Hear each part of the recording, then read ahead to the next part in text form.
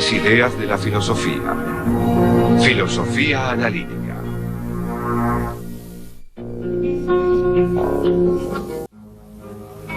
Los hechos atómicos no admiten ulteriores análisis. Son simples e independientes entre sí. El valor de verdad de las proposiciones elementales se establece a partir de los hechos atómicos que pueden ser descubiertos a través de un análisis riguroso y lógico. Y sería posible, al menos en teoría, determinar la verdad de una proposición filosófica con la precisión de una ecuación matemática. Una nueva era en la investigación filosófica había comenzado, y una nueva generación de filósofos aceptó el desafío. Entonces podemos ver que los filósofos estarían pensando, bueno, quizás podríamos hacer esto de un modo más general, ¿no sería bueno? Rudolf Carnap, que era uno de los primeros positivistas lógicos, escribió un libro acerca de los fundamentos del conocimiento empírico, intentando aplicar técnicas lógicas, las mismas que Russell y Whitehead habían usado para explicar la ciencia matemática, para analizar la ciencia empírica. Y Russell también estaba interesado en ese proyecto.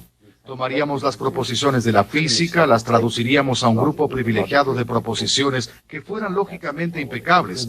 También deberíamos tomar lo que ellos llaman primitivas, que son lo que las palabras significan realmente en las proposiciones. Carnap y Russell pensaban que las primitivas se referían a impresiones de los sentidos, sensaciones primitivas y percepciones del mundo. Entonces plantearon esta idea de que podríamos abordar estos temas tradicionales usando técnicas lógicas. Ludwig Wittgenstein fue una de las más brillantes figuras de la filosofía del siglo XX. Como su mentor, Bertrand Russell, sostenía que el lenguaje cuenta con un número de proposiciones complejas o moleculares compuestas de proposiciones elementales. Wittgenstein llamó tautologías a las proposiciones necesariamente verdaderas y contradicciones a las necesariamente falsas. Las tautologías y las contradicciones no describen nada del mundo. Wittgenstein comenzó a trabajar en su primer libro, Tractatus Logico-Philosophicus, mientras combatía en las trincheras durante la Primera Guerra Mundial y más tarde en un campamento de prisioneros en Italia.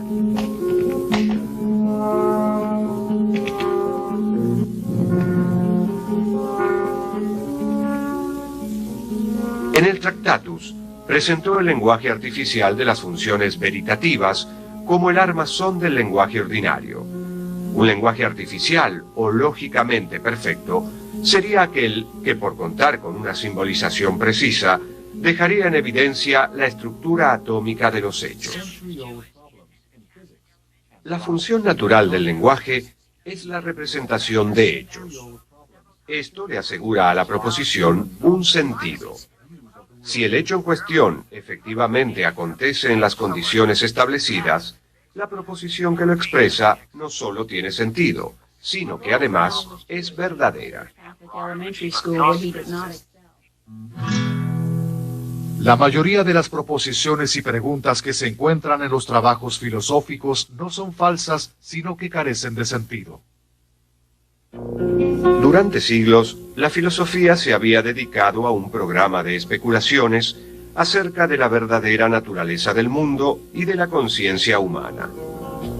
Casi de la noche a la mañana, Wittgenstein y Russell redefinieron la filosofía como el análisis lógico estricto del lenguaje, más un acto de clarificación que un conocimiento. Como dice la famosa frase de Wittgenstein, de lo que no se puede hablar, hay que callar. El Tractatus fue el único libro que publicó durante su vida.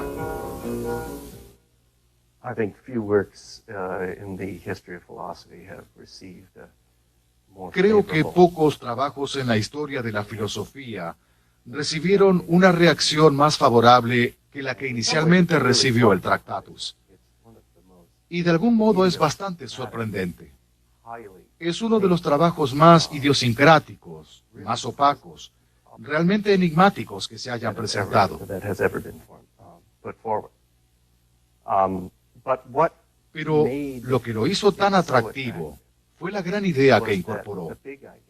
Es decir, la idea de que toda la filosofía era un asunto de investigación del significado y que todo progreso filosófico debía provenir de la correcta comprensión del significado y de la disolución de las confusiones lingüísticas. Esto era algo cuya semilla había sido ya puesta y plantada, pero ninguna defensa sistemática de este punto de vista se había presentado hasta el momento. Y Wittgenstein lo hizo de un modo particularmente elocuente. Un modo que la gente encontró bastante atractivo, a pesar del hecho de que muchos de los detalles de su visión eran difíciles de captar o eran problemáticos. La idea de que la filosofía trata acerca del lenguaje y de que los problemas filosóficos pueden resolverse deshaciéndose de las confusiones lingüísticas es lo que más tarde se llamó el giro lingüístico en filosofía. Y el Tractatus fue el primer documento realmente importante de este giro lingüístico. Estoy convencido de que nos encontramos en un punto de viraje definitivo de la filosofía. Leibniz vio confusamente su principio. Gottlob Frege y Bertrand Russell abrieron sendas importantes, pero el primero en avanzar hasta el punto de viraje decisivo fue Ludwig Wittgenstein, en su Tractatus Logico-Philosophicus. En las décadas de 1920 y 1930, el profesor de física Maurice Schlick fue el centro de un variado grupo de pensadores de Viena que se reunían para discutir sobre filosofía.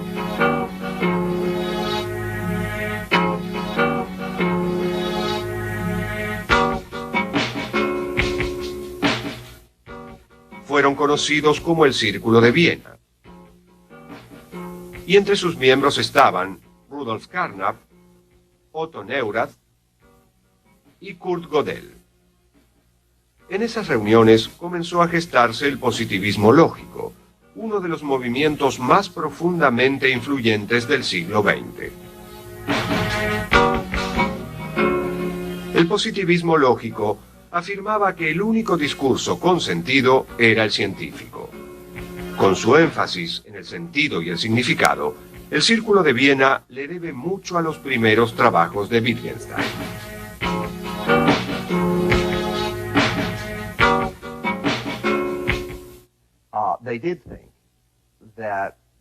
Ellos realmente pensaban que algunos detalles de la teoría de Wittgenstein sobre la significación debían cambiarse. Pensaban que el sistema lógico que él impuso era demasiado estricto y consideraban que había toda clase de elementos metafísicos en la enunciación de la teoría que no debían estar allí. Entonces asumieron el replanteo de esa idea general e introdujeron lo que llamamos teoría verificacionista o criterio de significado. La idea era que los enunciados con sentido se dividen en dos clases principales. En una clase tenemos enunciados que son verdaderos o falsos, solo en virtud de su significado, y no es necesario en absoluto investigar el mundo para entenderlos o considerarlos verdaderos. Pero la otra clase de enunciados con sentido son enunciados acerca del mundo, y estos deben ser enunciados que puedan someterse a la verificación o falsificación por medio de la observación empírica ordinaria.